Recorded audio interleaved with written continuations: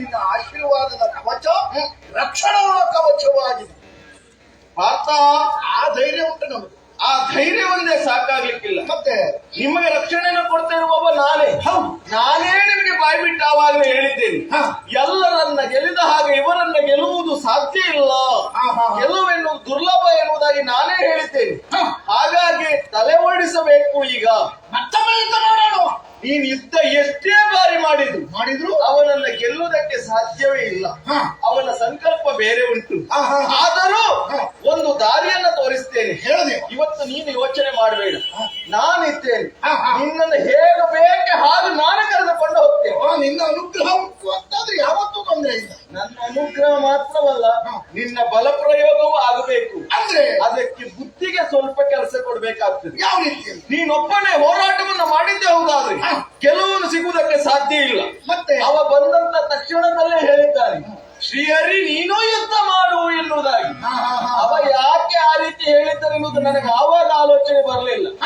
ಇವಾಗ ನನಗೆ ಆಲೋಚನೆ ಬರ್ತಾ ಇದೆ. ಈಗ ನಾವು ಮಾಡ್ಬೇಕಾದ್ದೇನು? ಒಬ್ಬರು ಯುದ್ಧ ಮಾಡುವುದಲ್ಲ, ಈರುವರು ಜೊತೆಯಾಗಿ ಯುದ್ಧ ಮಾಡಬೇಕು. ಯಾವ ರೀತಿಯಲ್ಲಿ? ಅವನ ಪ್ರತ್ಯೇಕಾಗಿ ಒಂದು ಕಡೆಯಲ್ಲಿ ನಾ ದೂರವನ್ನ ಕೈಗೊಳ್ತೇನೆ, ಇನ್ನೊಂದು ಕಡೆಯಲ್ಲಿ ನೀ ದೂರವನ್ನ ಕೈಗೊಳ್ಳಬೇಕು. ಓಡ್ಲಿಕ್ಕಲ್ಲ. ಯಾವುದು? ಒಂದು ಕಡೆಯಲ್ಲಿ ನಾನು, ಒಂದು ಕಡೆಯಲ್ಲಿ ನೀವು. ಓಡ್ಲಿಕ್ಕಲ್ಲ. ನನ್ನ ಮೇಲೆ ವಿಶ್ವಾಸ ಉಂಟು.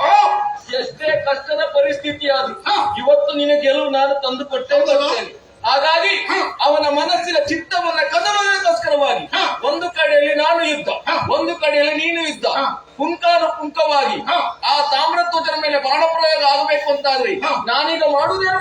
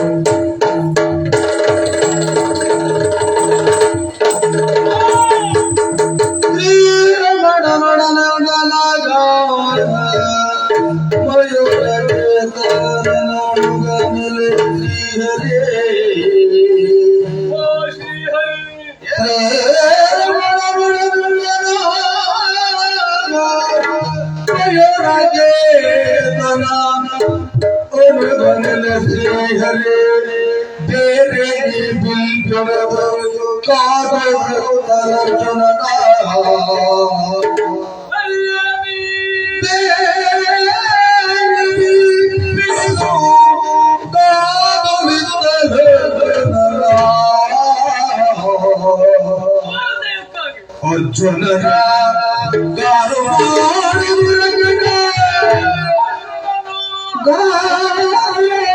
ಮಾಡವಿ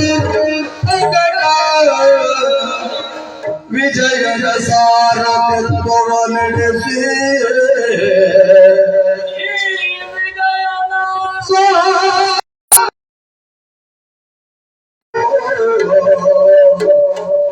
ಶ್ರೀರಮಣರೊಡ ಎಂದರಾಗ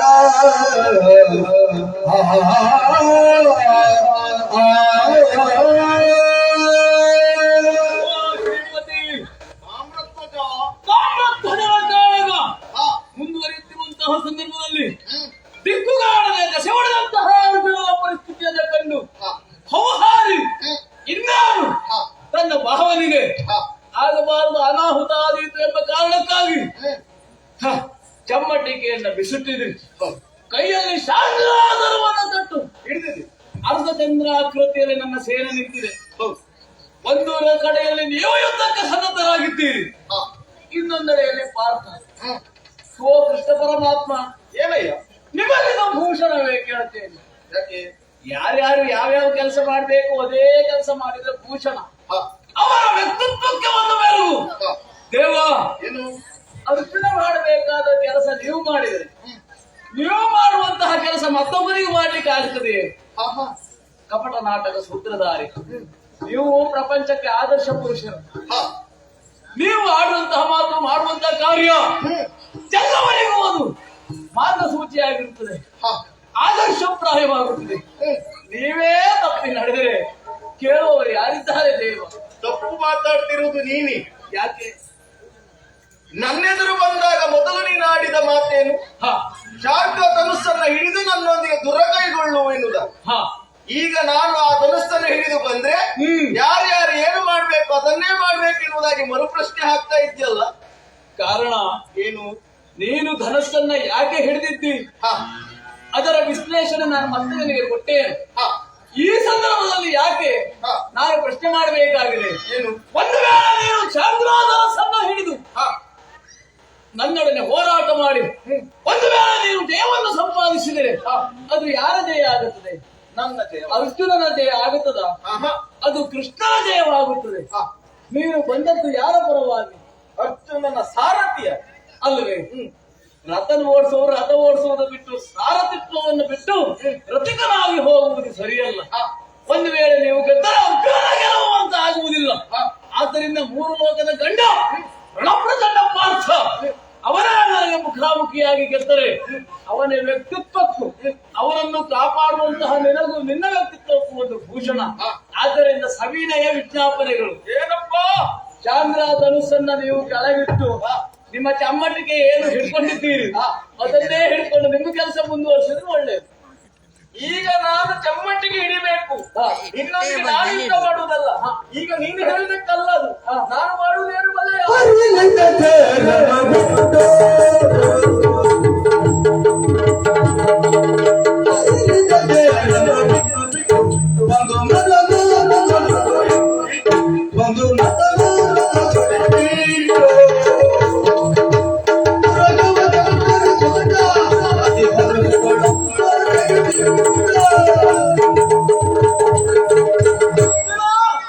ಸರಿಯಾಗಿ ಕೇಳಿತು.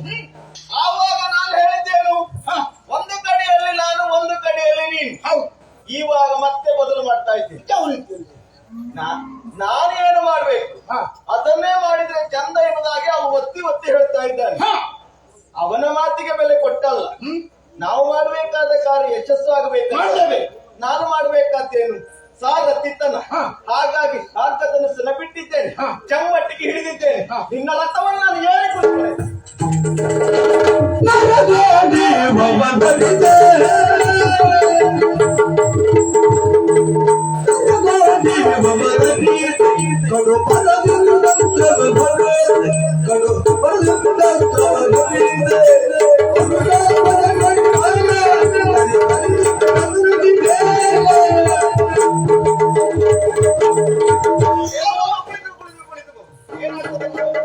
ಓಯ್, ಈಗ ಇಬ್ಬರು ಯುದ್ಧ ಸನ್ನದ್ಧರಾಗಿದ್ದಾರೆ. ದೇವರೀಗ ಚಮ್ಮಟ್ಟಿಗೆ ಹಿಡ್ಕೊಂಡಿದ್ದಾರೆ. ಈಗ ಅರ್ಜುನನಿಗೆ ಒಂದು ಎಲ್ಲಿಲ್ಲದ ಉತ್ಸಾಹ, ಸಾರಥಿತ್ವವನ್ನು ಹೊಲಿಸಿದಂತಹ ಕೃಷ್ಣ ಪರಮಾತ್ಮನ ಒಂದು ಅಭಯ ಆಶೀರ್ವಾದ ಉಂಟು ಎನ್ನುವಂತಹ ಆ ಒಂದು ಧೈರ್ಯ. ಆದರೆ ನಾನು ಇಷ್ಟರೊಳಗೆ ಕತೆ ಮುಗಿಸ್ತಿದ್ದೆ. ಲೆಕ್ಕಾಚಾರದ ಯುದ್ಧ ಮಾಡುವ ಅಲ್ಲ ನಾನು. ಈಗ ಬೇಗ ಮುಗಿಸುವಂತ ಅನಿವಾರ್ಯತೆ ನಮಗುಂಟು. ಆದ್ದರಿಂದ ಯಾರ್ಯಾರಿಗೆ ಎಷ್ಟೆಷ್ಟು ಅಂತ ಉಂಟು ಅಷ್ಟು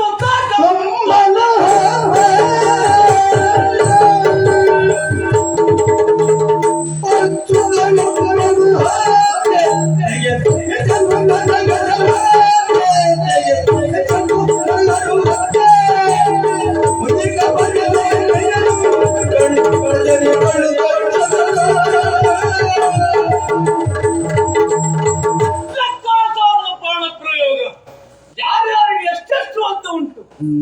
ಅಚ್ಯುತ ಕಂಪನ ಹತ್ತೆ ಅಚ್ಯುತಿ ಹೊಟ್ಟೆ ಸಾಕು. ಆದ್ರೆ ಈ ಕಡೆ ಇದ್ದಾರಲ್ಲ ಮೇಲಿದ್ದವರಿಗೆ, ಅವರಿಗೆ ಹೊತ್ತೆಲ್ಲ ಯಾವ ತುದಿಗೂ ಆಗುದಿಲ್ಲ. ಸ್ವಲ್ಪ ಅಲ್ಲಿಗಾದ್ರೆ ಆಗ್ಬೇಕು ಅಂತಂದ್ರೆ ಒಂದು 66 ಬೇಕು. ಆದ್ದರಿಂದ ಅಚ್ಯುತನಿಗೆ 10, ಕಿರೀಟಿಗೆ 60, ಮಿಕ್ಕ ಪಟಾರಿಗಳು ಅಕ್ಷಯ ಶರವನ್ನು ಪ್ರಯೋಗಿಸಿ ಪಾಂಡವ ಸೇನೆಯನ್ನು ತೋಡಿ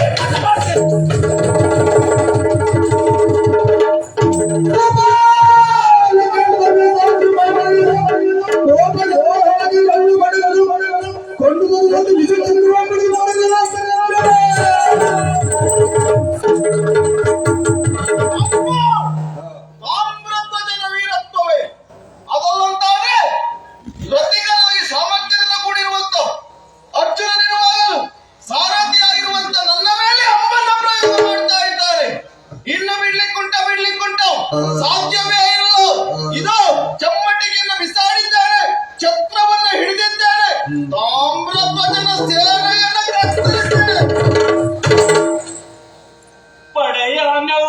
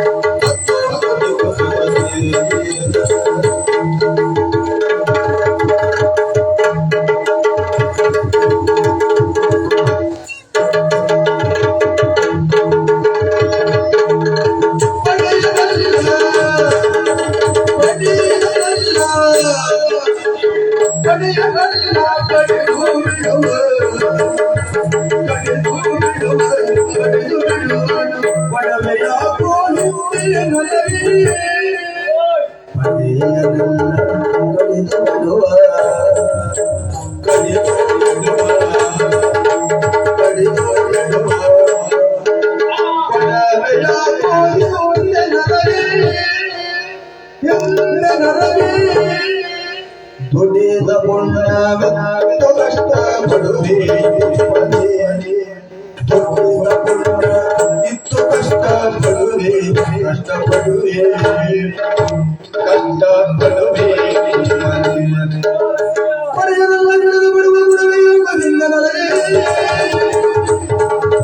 ದುಡಿದ ಪುಣ್ಯವಿತ್ತು ಕಷ್ಟಪಡುವೆ ಸುಮ್ಮನೆ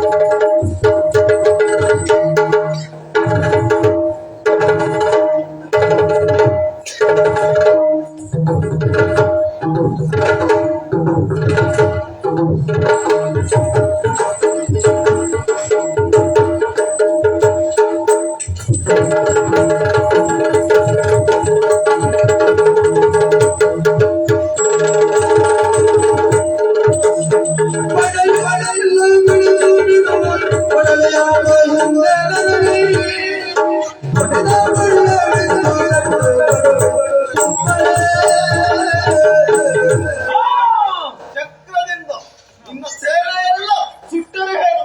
ಓ ಕೃಷ್ಣ, ಏನು ಓ ರಂಗ, ಏನು ಮಾಡುವಂತ ಘನವಾದ ತಾಮ್ರ ಯುದ್ಧದ ಕಾಲದಲ್ಲಿ ಆ, ಅರ್ಜುನನ ಕೈ ಕೆಳಗಾಯಿತು.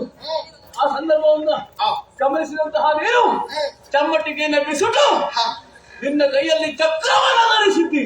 ಹೌದು ಮಾತ್ರ ಅಲ್ಲ, ನಮ್ಮ ಪಡೆಯನ್ನೆಲ್ಲ ಆ, ಕತ್ತರಿಸುತ್ತೇನೆ ಹೌದು ಎನ್ನುವುದಾಗಿ ಆರ್ಭಟಿಸುತ್ತಾ ಇದ್ದಿ. ಆ, ಓ ದೇವ, ಏ, ನಿನ್ನ ಆರ್ಭಟಕ್ಕೆ 3 ಲೋಕವೇ ತತ್ತರಿಸಿ ಹೋಗುತ್ತಾ ಇದೆ. ಆ, ಸುದರ್ಶನವನ್ನು ಬಳಸಿ ತಾಮ್ರಧ್ವಜನ ಬಲವಾದ ಸೈನ್ಯವನ್ನ ಅರಕ್ಷಣದಲ್ಲಿ ನಾಶ ಮಾಡುತ್ತೇನೆ ಎನ್ನುವುದಾಗಿ ಒಬ್ಬೆ ಹೊಡಿತಿ ಆರ್ಭಟಿಸುತ್ತಾ ಇದ್ದಿ. ಆರ್ಭಟ ಇದೆ ಬೊಬ್ಬೆ ಅಲ್ಲ ಇದು. ನಿಜವಾಗಿ ಏನು ಲೋಕವೇ ನಡುಗುತ್ತಾ ಇದೆ. ಆ, ಓ ದೇವ, ಏನಯ್ಯ ನಿಜವಾಗಿಯೂ ಇದರ ಅಗತ್ಯ ಉಂಟೇ ದೇವ? ಮತ್ತೆ ತಾಮ್ರಧ್ವಜನನ್ನ ಗೆಲ್ಲುವುದಕ್ಕೋ ಅಥವಾ ಕೊಲ್ಲುವುದಕ್ಕೋ ಆ, ಜಗನ್ನಿಯಾಮಕನಾದಂತಹ ಆ, ನೀನು ಕೊಲ್ಲುವಂತಹ ಸಂದರ್ಭದಲ್ಲಿ ಚಕ್ರವನ್ನೇ ಧರಿಸುವ ಅವಶ್ಯಕತೆ ಉಂಟು ದೇವ? ಮತ್ತೇನು ಮಾಡಿ ತಾಮ್ರಧ್ವಜ ಸಾಯಲಿ ಅಂತ ಸಂಕಲ್ಪ ಮಾಡಿದರೆ ಆ, ತಾಮ್ರಧ್ವಜನ ಶರೀರ ಬಿದ್ದು ಹೋಗುವುದಿಲ್ವೇ? ಹ್ಮ್, ಸೃಷ್ಟಿ ಸ್ಥಿತಿ ಲಯಕ್ಕೆ ಕಾರಣೀಕರ್ತನು ನೀನು ಪ್ರಭು. ಆ, ಜಗತ್ತಿನ ಆಗು ಹೋಗುವಿನ ವ್ಯವಹಾರ ಹ್ಮ್, ಕೃಷ್ಣ ಸಂಕಲ್ಪದಂತೆ ನಡೆಯಬೇಕು. ಆ, ನಿನ್ನ ಸಂಕಲ್ಪವಿಲ್ಲದೆ ಒಂದು ತೃಣ ಮಾತ್ರ ಚಲಿಸುವುದಕ್ಕೆ ಸಾಧ್ಯ ಇಲ್ಲ ಕೃಷ್ಣ. ಆ, ನನಗೆ ಅರ್ಥ ಆಯ್ತು. ಏನ್ ಯಾಕೆ ನೀನು ಶಾಂಗ್ರಾವಧರಿಸಲು ಕೊಟ್ಟೆ? ಆ, ಯಾಕೆ ನನ್ನ ಚಕ್ರವನ್ನು ಧರಿಸಿದೆ? ಯಾಕೆ ಭಕ್ತೋದ್ಧಾರಕ ನೀನು. ಆ, ಭಕ್ತರ ವಾಂಛೆಯನ್ನು ಈಡೇರಿಸಬೇಕಾದ್ದು ದೇವನಾಗಿ ನಿನಗೆ ಕರ್ತವ್ಯ. ಹ್ಮ್, ನಾನು ಹಾಗೂ ನೀವು ಮುಖಾಮುಖಿಯಾದಂತಹ ಸಂದರ್ಭದಲ್ಲಿ ಆ, ಕೃಷ್ಣ ಹ್ಮ್, ಪಾರ್ಥನನ್ನ ಗೆಲ್ಲಬೇಕು ಅಂತಾದ್ರೆ ಆ, ತೊಡು ಶಾಂಗ್ರಾದನಸ್ಸು ಎನ್ನುವುದಾಗಿ ಆ, ನನ್ನನ್ನು ಗೆಲ್ಲುವುದಕ್ಕಲ್ಲ, ಹ್ಮ್, ಭಕ್ತನ ಮಾತೊಂದು ಹಾಗೆ ಉಳಿಯಬಾರದು ಎಂಬ ಕಾರಣಕ್ಕಾಗಿ ಆ, ಭಕ್ತರ ಅಧೀನನಾದಂತಹ ನೀನು ಹ್ಮ್, ಶಾಂಗ್ರಾ ಧನುಸ್ಸನ್ನ ತೊಟ್ಟ ದೇವ, ನನ್ನನ್ನು ಕೊಲ್ಲುವುದಕ್ಕಲ್ಲ, ನನ್ನ ಮಾತನ್ನ ಈಡೇರಿಸುವುದು. ಆ, ಓ ದೇವ, ಏನು ಈ ಸಂದರ್ಭದಲ್ಲಿ ಚಕ್ರವನ್ನು ಧರಿಸಿದ್ದಿ. ಹೌದು ಚಕ್ರವನ್ನು ಧರಿಸಿ ಹ್ಮ್, ನಮ್ಮಲ್ಲೆಲ್ಲ ಕೊಲ್ಲುವಂತಹ ಗೊಡವೆ ನಿನಗೆ ಯಾಕೆ ಕೇಳುತ್ತೇನೆ? ಅಂದ್ರೆ ಯುದ್ಧ ಮಾಡಬೇಕಾದವ, ಆ, ಗಂಡುಗಲಿಯಾಗಿ ಹೋರಾಟ ಮಾಡಬೇಕಾದವ ರತಿಕನಾದಂತಹ ಪಾರ್ಥ. ಹ್ಮ್, ಆದ್ದರಿಂದ ಆ, ನನ್ನನ್ನ ಗೆಲ್ಲುವ ಕೆಲಸ ಅದು ಪಾರ್ಥನಿಗೆ ವಿನಃ ನಿನಗಲ್ಲ. ಆದ್ದರಿಂದ ಚಕ್ರವನ್ನ ನೀನು ಶಾಂತಗೊಳಿಸು, ಚಮ್ಮಟ್ಟಿಕೆಯಲ್ಲಿ ಹಿಡು. ಚಕ್ರವನ್ನ ಹಿಡಿದು ದುರವನ್ನ ಮಾಡುವವರ ಹೌದಾ? ಆ, ಹೌದಾ? ಆ. ಆದರೆ ಕಡೆಯ ಮಾತು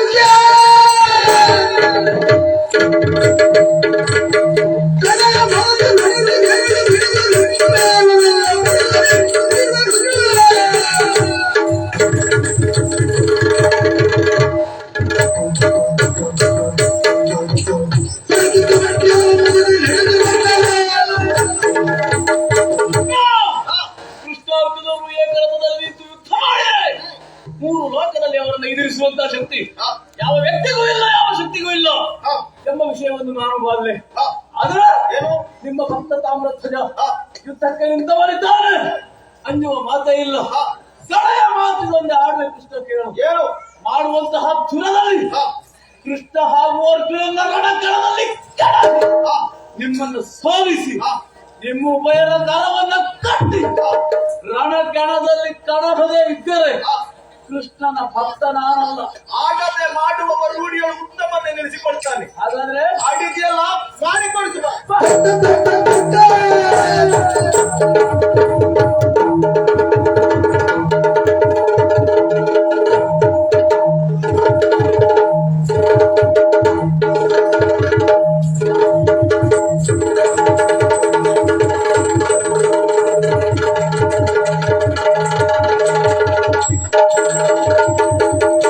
ನಗರ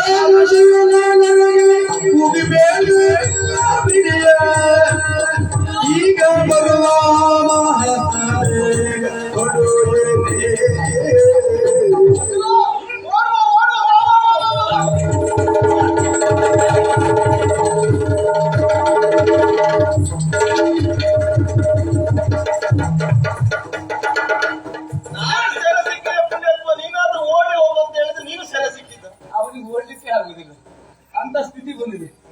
ಆದ್ರೆ ಓಡ್ಲಿಕ್ಕೆ ನೀನು ಎತ್ತಿದ ಕೃಷ್ಣ. ನಾವು ಓಡುದಕ್ಕೂ ಬರ್ತದೆ, ಎಲ್ಲದೂ ಬರ್ತದೆ. ಓಡಿಕೊಂಡವ ನೀನು, ಹಾ, ಓಡಿಸಿಕೊಂಡವ. ಈಗ ನಾನು ನಗಾಡಿಕೊಂಡವ, ಹೊಡಿತೆ ಈಗ. ನಗಿಸಿಕೊಂಡವ. ಹಾ, ಕೃಷ್ಣ, ಏನು ನಿನ್ನ ಸೂತ್ರ ಅಲ್ಲ, ನಿನ್ನಂತಾದಂತ ಅಂತಶಕ್ತಿ, ಹಾ, ನಿನ್ನ ಇಚ್ಛೆ ಯಾರಿಗುಂಟು ಈ ಪ್ರಪಂಚದಲ್ಲಿ? ಇದು ಹ್ಮ್. ಓಡುತ್ತಿರುವಂತಹ ನಿನ್ನ ಹಿಡಿದಿದ್ದೇನೆ, ತಿಂಗಟ್ಟಾಗಿ ಕಟ್ಟಿದ್ದೇನೆ. ಅದು ಯಾಕೆ ಹಾಗೆ ಗೊತ್ತಿತ್ತು? ಯಾಕಂತ ಹೇಳ್ತೇನೆ. ಈಗ ಅರ್ಜುನನನ್ನು ಬಂಧಿಸಿದ್ದೇನೆ. ಆದ್ದರಿಂದ ನಿಮ್ಮ ಉಭಯರನ್ನ ರಣಕಣದಲ್ಲಿ ಇಬ್ಬರು ಒಟ್ಟಾಗಿ ಬಿಗಿತೇನೆ, ಕಟ್ತೇನೆ. ಕಟ್ಟಲ ಕಟ್ಟಲ ಕಟ್ಟುದಕ್ಕೆ ಕಟ್ಟು ಹೀಗೆ ಮುಖ ನೋಡ್ಕೊಂಡೆ. ಹೌದು, ಮಾತಾಡ್ತಾ ಇರ್ತೇವೆ. ಮುಖ ನೋಡಿದ್ರೆ ಭಾವ ಭಾವ. ನೀವು ಮಾತಾಡ್ಬೇಕು ಅಂತಿಲ್ಲ. ನಿನ್ನ ಕಣ್ಣು ಸನ್ನೆ, ಇವನ ಬಾಯಿ ಸನ್ನೆ, ಇವನ ಹುಬ್ಬು ಹಾರಿಸಿಕೆ, ಇವನ ತುಟಿ ಅದಿರುವಿಕೆ, ಎಷ್ಟು ಮಾಡ್ತೀರಿ ಏನು ಮಾಡ್ತೀರಿ ಅಂತ ಚೆನ್ನಾಗಿ ಗೊತ್ತುಂಟು. ನೀವು ಭಯರು ಪರಸ್ಪರ ಮುಖವನ್ನು ಆಡಬಾರ್ದು. ಆ ರೀತಿ ಮುಖ ನೋಡಿದೆ ಜಾಪ ನಿಂತ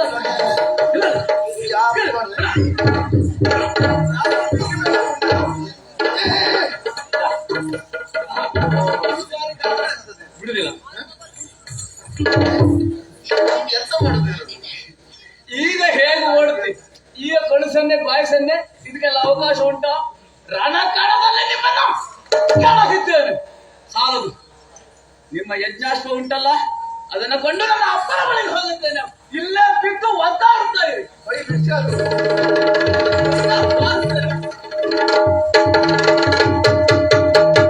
ನೋಡಿದೆಯ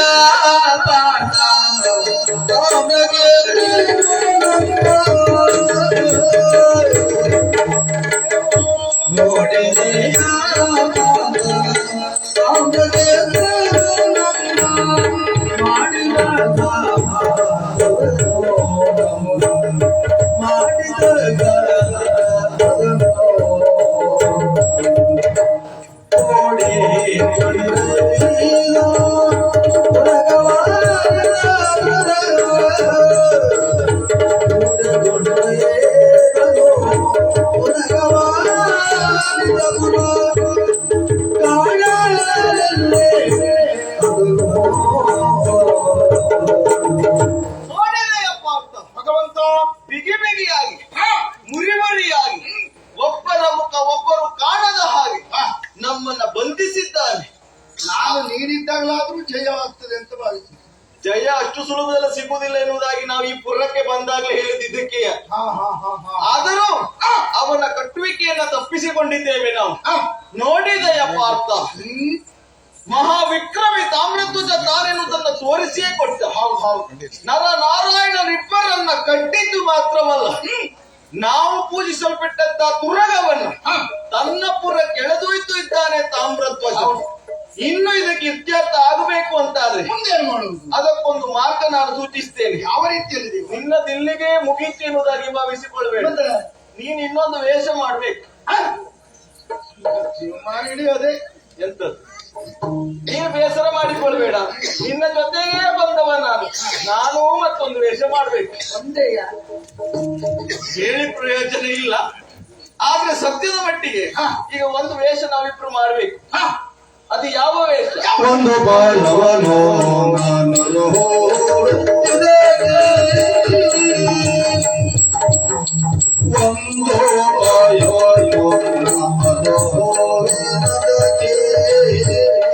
ನೀನು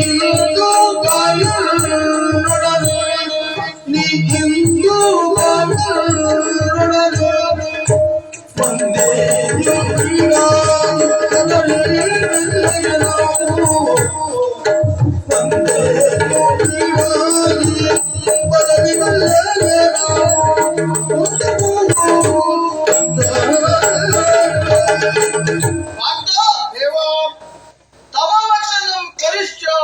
ಅಂದ್ರೆ ಅಂದು ನೀನಾಡಿದ ಮಾತು, ನೀನೇನೇ ಹೇಳ್ತೀಯೋ ನಾನು ಅದನ್ನು ಮಾಡ್ತೇನೆ ಎನ್ನುವುದಾಗಿ ಖಂಡಿತ ಆ ವಚನಬದ್ಧತೆಯಿಂದಲೇ ನಾನು ಇದುವರೆಗೆ ಏನೇ ಹೇಳಿದ್ರು ನೀನು ಅದನ್ನು ಮಾಡಿದ್ದೀಯ, ಮಾಡಿ ಪೂರೈಸಿದ್ದೀಯ. ಹೌದು.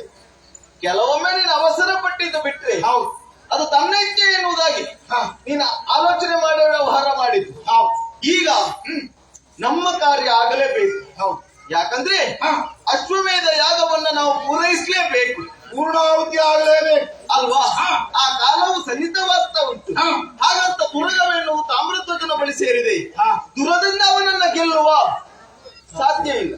ಯಾಕಂದ್ರೆ ನಮ್ಮಿಬ್ಬರನ್ನ ಸೆರೆ ಕಟ್ಟಿದವ ಅವ ಗೆದ್ದಿದ್ದೇನೆ ಎನ್ನುವಂತ ಹೊಮ್ಮಿನಿಂದ ಹೋಗಿದ್ದಾನೆ. ಹಾ. ಹಾಗಂತ ಅವ ಶರಣಾಗಲೇಬೇಕು. ಹಾ. ನಮ್ಮ ಅಶ್ವವೆನ್ನುವುದು ನಮಗೆ ಪುನರಪಿ ದೊರಕಲೇಬೇಕು. ನಮ್ಮ ತಿರುಗಾಟ ಮುಂದಾಗಲೇಬೇಕು ಅಂತಾದ್ರೆ ಆದ್ರೆ ಹೇಳಿದ್ದೀನಲ್ಲ, ಹಾ. ಈ ರೂಪದಲ್ಲಲ್ಲ. ಮತ್ತೆ ನಾನು ಮುಂದೆ ಹೋಗ್ತೇನೆ ಒಂದು ರೂಪದಲ್ಲಿ, ಹಾ. ನನ್ನನ್ನ ಹಿಂಬಾಲಿಸಿಕೊಂಡು ನೀನೊಂದು ರೂಪದಲ್ಲಿ ಹಾ. ನೇರವಾಗಿ ತಾಮ್ರಧ್ವಜನ ಗುರ್ರವನ್ನ ಅಥವಾ ಅವನ ಅರಮನೆಯನ್ನ ಪ್ರವೇಶ ಮಾಡುವ ಹೋಗಿ